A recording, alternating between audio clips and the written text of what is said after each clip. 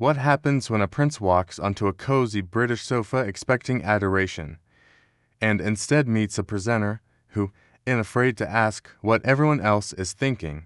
On this morning, beneath the soft lighting and friendly chatter, Prince Harry thought he was in safe territory. But as Allison Hammond's questions grew sharper and his answers more arrogant, the smiles faded, the tension rose, and daytime TV turned into a live-fire confrontation. By the time it was over, the nation wasn't talking about his new project. They were talking about the moment Allison finally snapped and told him to leave. The This Morning studio looked exactly as viewers loved it. Warm light poured through the fake windows.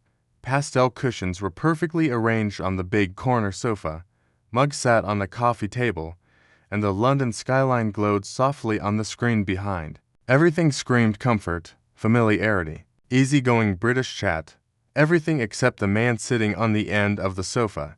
Prince Harry lounged back, one arm draped over the cushion, legs spread a little wider than necessary. He wore an expensive but casual gray suit over a black shirt. His jaw was clenched, though, and his eyes flicked around the studio with a mixture of boredom and suspicion. Allison Hammond sat opposite him, perched slightly forward, hands joined on her knee. She smiled wide and genuine as ever. Next to her, Dermot Leary shuffled his notes, shooting her a quick "here we go" glance before turning his trademark easy grin on their guest. "Good morning, everybody," Allison beamed, looking straight down the camera. "We have a very special guest on the sofa today. He's been the talk of the town around the world, all over the headlines. Prince Harry is here." The studio crew gave a polite burst of applause. Harry managed a controlled nod and a tight-lipped smile, lifting his hand in a small, almost reluctant wave. "Harry, welcome," Dermot said smoothly. "Nice to have you with us." "Yes, well," Harry shrugged, his voice clipped. "Thought I'd give daytime another chance." The joke, if it was one, landed with a dull thud. Allison laughed anyway, her instinct to keep things light kicking in. "We're honored you chose this morning, babes," she said warmly. "We're very chilled here. No grilling, just a chat." Harry's eyebrow twitched. "We'll see," he replied, and there was enough steel in his tone that Dermot's smile faltered for half a second. Allison pressed on. "So, Harry, you're here today to talk about your new mental health initiative, which I think is amazing," she began, tapping the card in her hand. "You've been very vocal about your own struggles. How are you doing?" Really, it was the gentlest, kindest opener she could have chosen. Yet Harry's response came wrapped in thinly veiled irritation. "How am I doing?" he repeated. "Better than I was when I lived in a gilded cage. Let's put it that way. I've escaped the circus. Now I just have to deal with the clowns asking about it." Allison blinked once. The word clowns hung in the air like a bad smell. Dermot shifted slightly, clearing his throat. "Well," Dermot said lightly, "luckily for you, we quite like being clowns around here." The audience chuckled, easing the tension a bit. Allison let out a big, generous laugh. "Yeah, love, if I'm a clown, I'm the one with the best lipstick," she joked, pointing to her face. Harry gave a small huff of amusement, but there was no real warmth in it. "You said it, not me," he murmured. Allison ignored the jab. She'd been in front of cameras long enough to know when a guest came in prickly, her job was to draw them out, not push them over the edge. "At least not yet. Let's go back a bit," she said, her tone gentle. "People here grew up watching you, Harry, the little boy walking behind his mom's coffin, the naughty teenager, the soldier in uniform. When you look back at that young Harry now, what do you feel?" For the first time, something like emotion passed over his face. His jaw worked, and he looked down at his hands. For a second, everyone in the studio felt the weight of the question. Then his eyes hardened.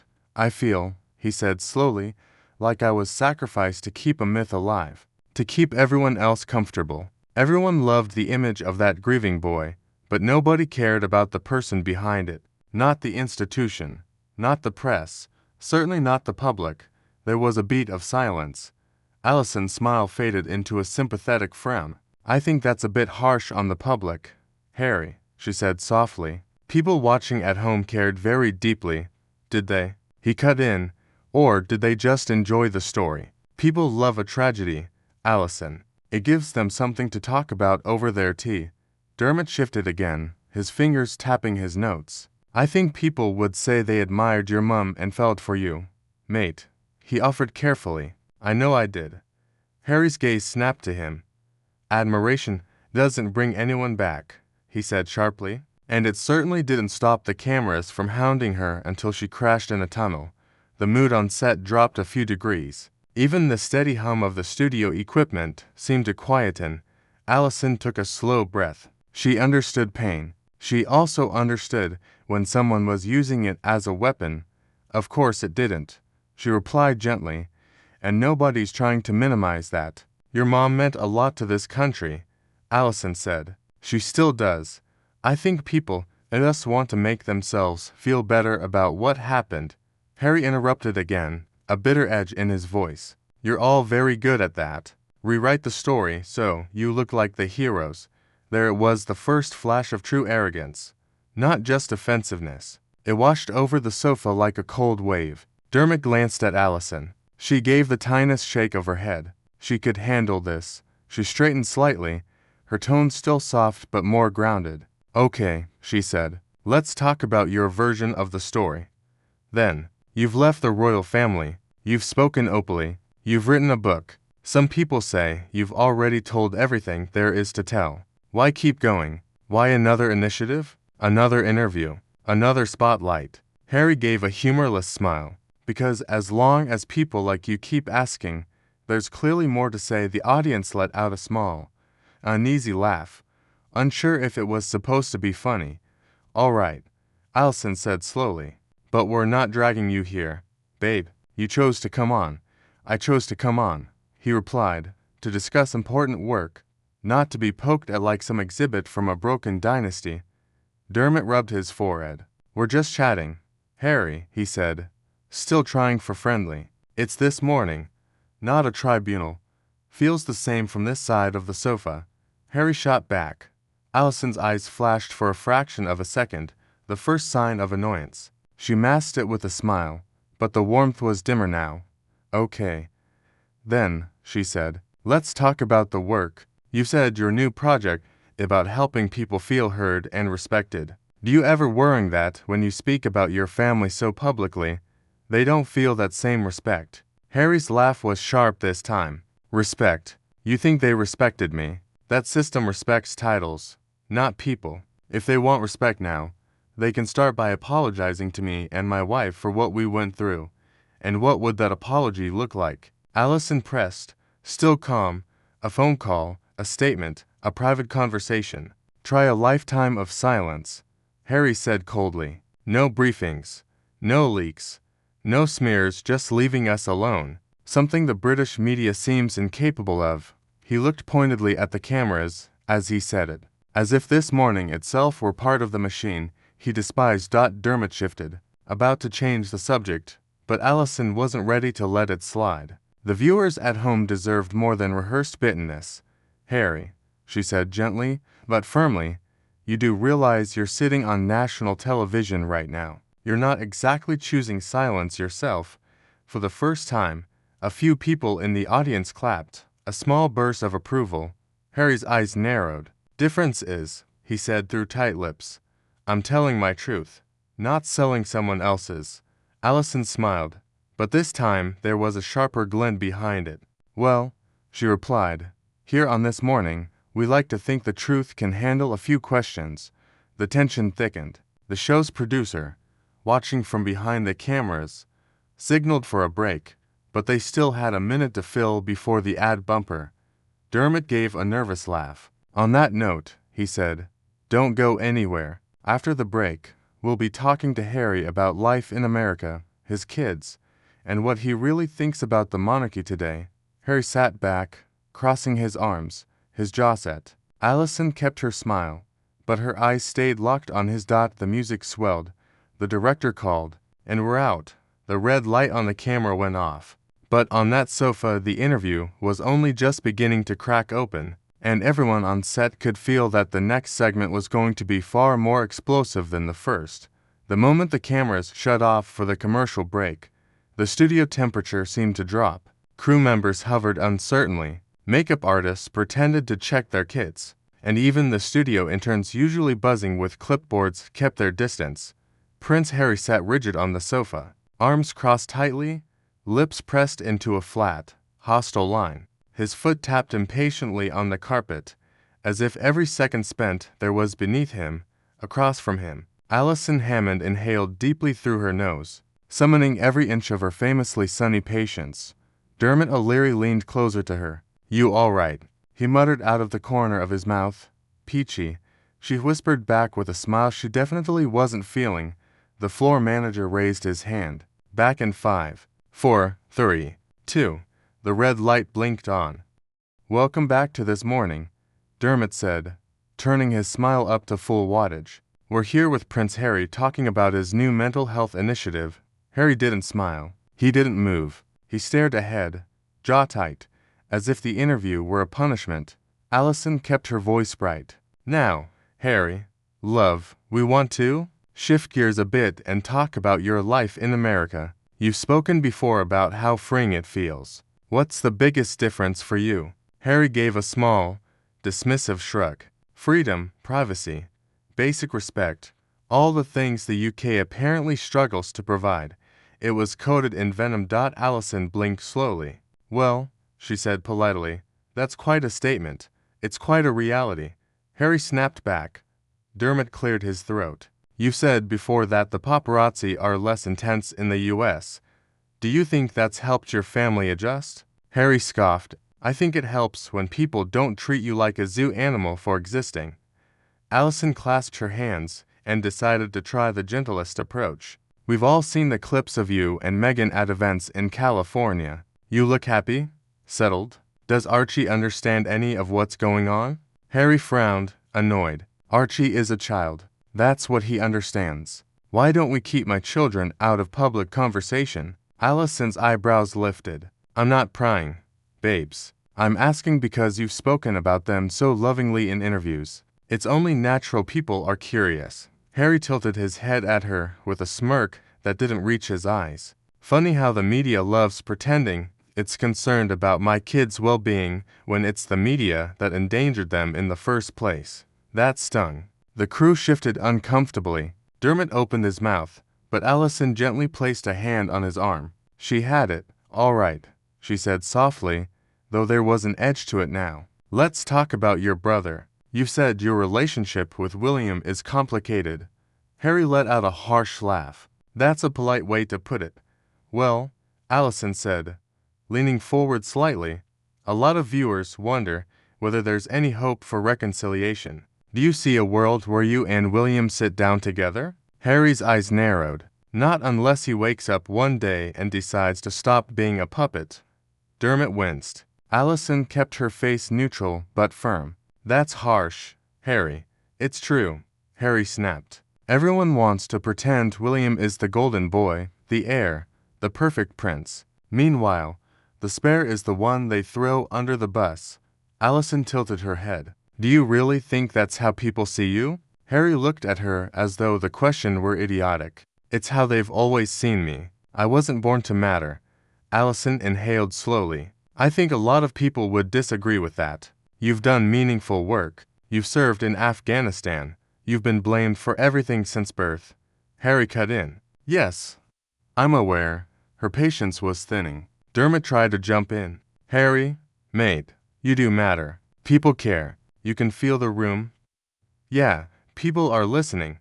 Harry scoffed loudly. "People listen because they love the spectacle. They love seeing a prince torn down. They love the drama." "Well," Allison said, smiling tightly, "you're giving them plenty today." Harry didn't appreciate the humor. His jaw tightened. "I came here to talk about serious issues," he said coldly, "not to have my family trauma turned into breakfast entertainment." Allison's face softened, then stopped treating every question like an attack. That hit him like a slap. He blinked, then glared. Dermot stared at the carpet. "You know what?" Harry said, his voice dripping with disdain. "This is exactly why I left. People act like they want honesty, But what they really want is a prince performing a role for them again. He leaned forward, eyes locked on Allison. I'm not here to amuse you. Allison's smile finally faltered. Harry, she said quietly but firmly, nobody asked you to. Silence. Real, thick, stunned silence. The audience didn't clap. They didn't murmur. They just stared. Then Allison straightened and slipped back into presenter mode. Right, she said with forced brightness, turning toward the camera. After the break, we'll be talking about Harry's new documentary series and what viewers can expect. Stay tuned. The music rose. The red light switched off. Harry sank back into the sofa with a hard exhale, his jaw locked. Dermot rubbed his temples, and Allison sat still as stone, giving Harry a look that said, "Push me one more time. Go on, I dare you." The moment the cameras blinked red again, and the tension in the studio was so sharp you could almost hear it hum. Dermot inhaled deeply, pacing on a smile that trembled only slightly. Allison sat tall, shoulders back, her professional wrapped around her like armor. Harry, meanwhile, lounged on the sofa with the posture of a man doing everyone a favor simply by existing there. "Welcome back to This Morning," Dermot said brightly. "We're continuing our conversation with Prince Harry, Duke of Sussex." Harry corrected sharply, without looking at him. Dermot blinked. "Right, apologies."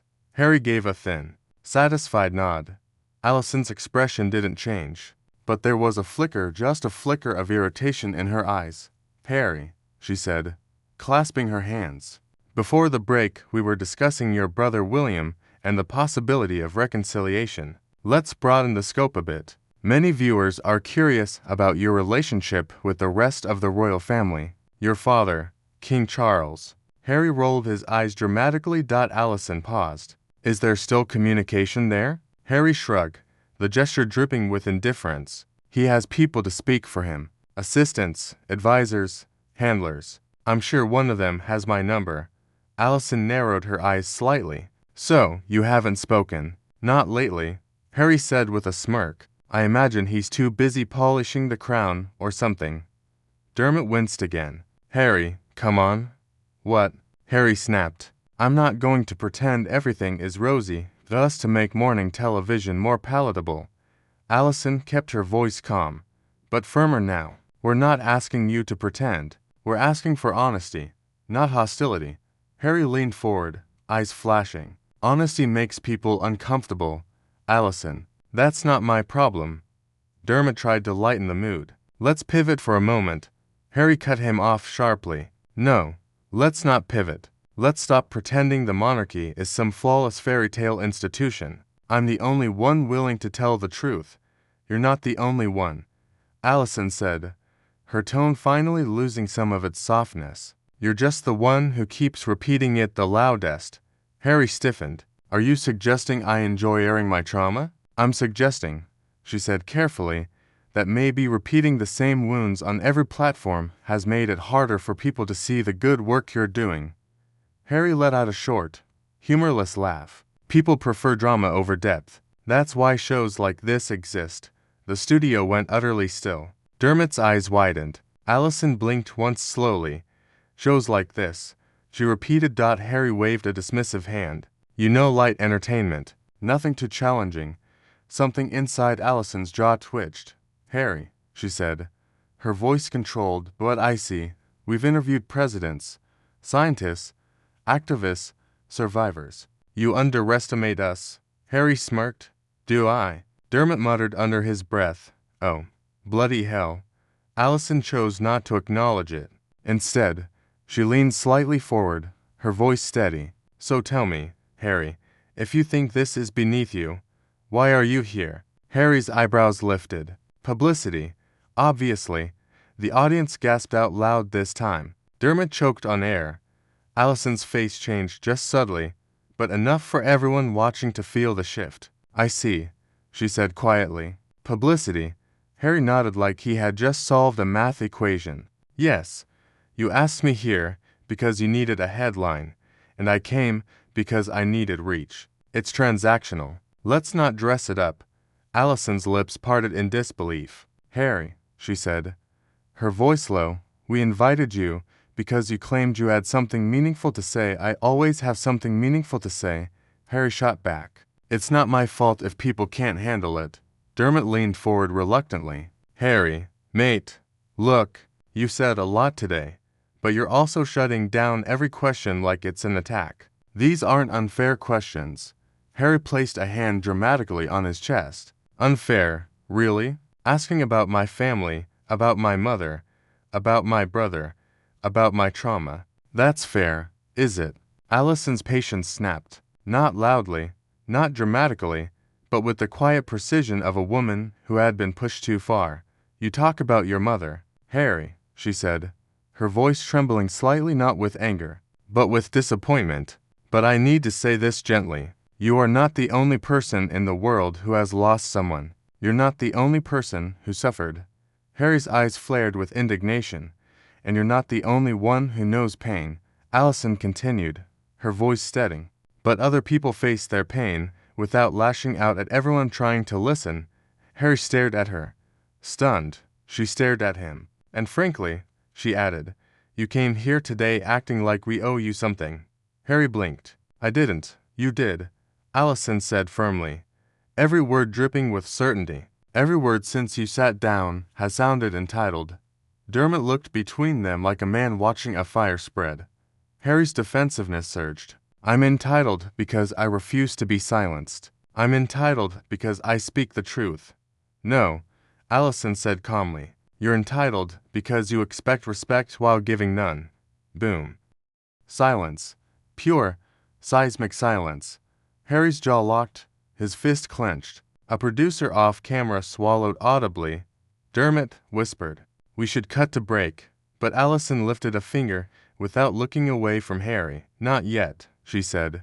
Harry leaned back slowly, fury burning in his eyes. Do you want honesty, Allison? He spat. Fine, the truth is. But Allison shook her head gently, almost sadly. No, Harry, we've heard enough truth from you for one day. A stunned beat of silence. Then the floor manager counted down, going to break in 5, 4, 3, 2. The red light faded. Harry exhaled sharply, nostrils flaring. Allison sat back, her chest rising and falling as she collected herself for the storm she knew was coming. Because one thing was certain. The next segment would be the one that finally blew everything up. The tension clung to the studio like smoke as the cameras flicked red once more. The break had done nothing, absolutely nothing to calm the atmosphere. If anything, it made the temperature rise.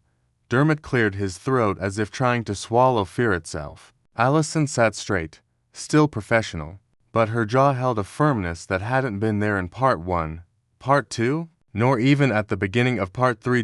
And Prince Harry, Duke of Sussex, sat forward, elbows on knees, eyes burning with indignation so sharp it sparked across the set. Welcome back, Dermot began carefully. We're here with Prince Harry. Harry interrupted sharply. It's fine. Dermot blinked at Allison. She nodded once, as if silently telling him, just keep going. So, Dermot continued, we want to shift gears for a moment and talk about your charity work, your projects. Harry let out a loud, frustrated sigh that grated across the room. Oh, for God's sake, he muttered. Are we really doing the PR questions now? How typical. Dermot's mouth fell open slightly. Harry, we're trying to give you a chance to talk about your actual work. Harry rolled his eyes. Please. Everyone knows you'll drag me back to royal gossip within 30 seconds. Let's not insult each other. That was it. The audience heard the snap inside Allison, the emotional sound of someone who had been patient long enough. Harry, she said slowly, you came here today to talk about your work. That's why the team invited you. Harry laughed in a short, mocking burst. Don't patronize me, Allison. You invited me here because I'm a headline. So let's not pretend you're suddenly interested in my foundations and outreach programs. Allison's lips pressed into a thin line. Dermot lifted a hand. Harry, mate. Harry swung his gaze toward him with ice. Don't mate me. I'm not your buddy. Dermot recoiled as if struck. The studio gasped. Allison inhaled slowly and deeply. All right, she said. her voice steady, but trembling with contained frustration. Let's move forward. You've been in the headlines recently due to comments about your brother. There it is.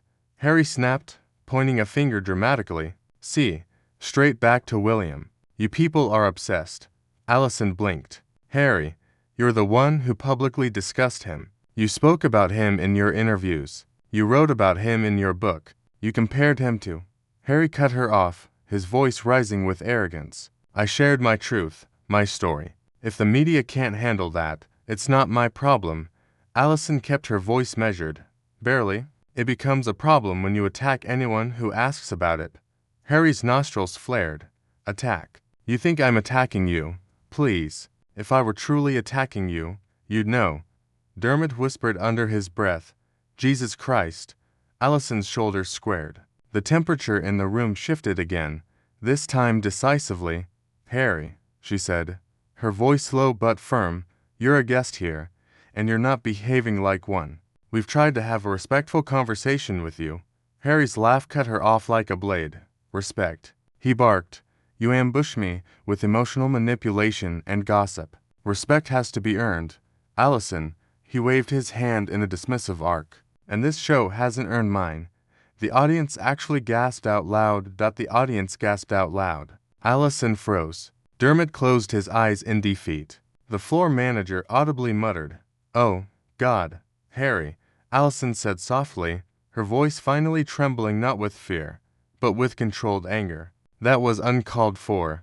Harry leaned back smugly. Truth hurts, doesn't it? Now, Allison Hammond was not someone who snapped easily. She was known for being warm, gentle, welcoming the person you wanted to interview you. But what Harry had just said, the arrogance dripping from each word, was the final straw. She sat slowly back in her chair, folded her hands, and looked at him with piercing calm. Okay, she said. Let me say something. And listen carefully, Harry. Harry smirked. Oh, this should be good. Dermot whispered.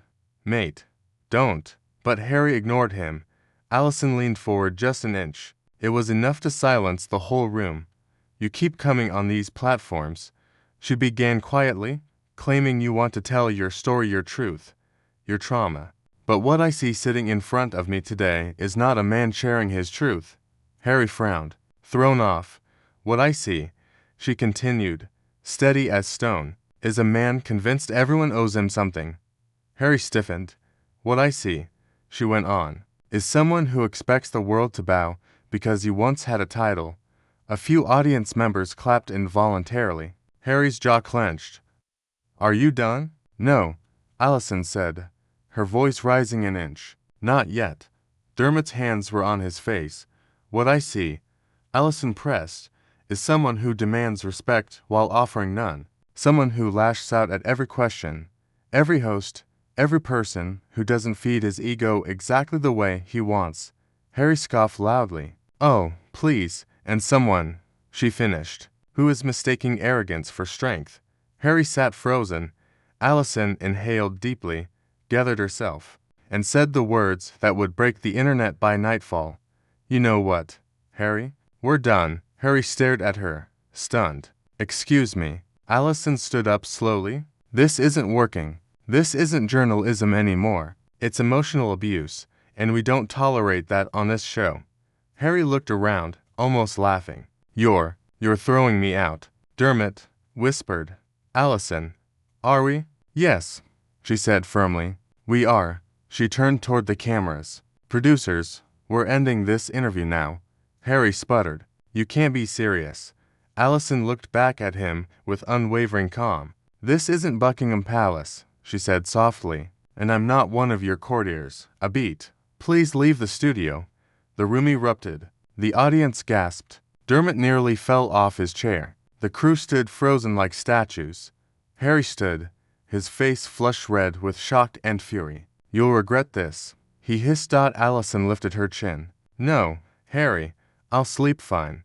Harry ripped off his microphone, threw it onto the sofa, and stormed off toward the exit. Cameras captured every step as he disappeared off screen. Dermot exhaled hard. Blimey. Allison turned back to the camera, composed once more. Ladies and gentlemen, she said softly. "Thank you for staying with us. We'll be right back." The red light blinked off. The studio fell silent. Everyone knew they had just witnessed not an interview, but a televised implosion, and that was Prince Harry's explosive appearance on this morning, a moment that started with tension and ended with a clash no one will forget. What do you think? Did Allison do the right thing by ending the interview?